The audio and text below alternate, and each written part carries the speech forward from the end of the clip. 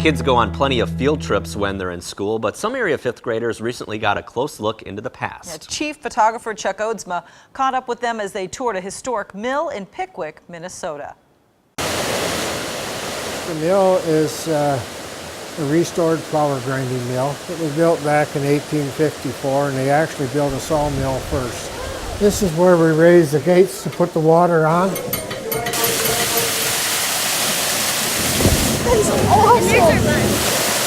Everything in here runs off except the lights. Everything runs off the water wheel. We've got 5 levers to put it all in gear, and the more machinery we put in gear, the more water we have to add to the wheel for power.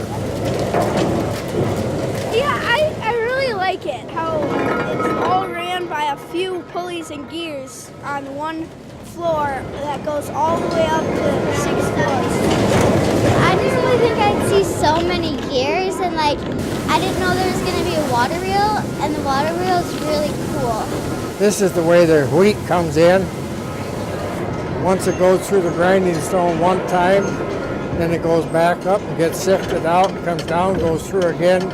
So each time it goes through, it gets a little coarse particles out till it gets all the way down to the fine flour. So it had to make several trips up and down when they were running grinding stones. Go to the bus. Don't look at the cameraman. Go to the bus.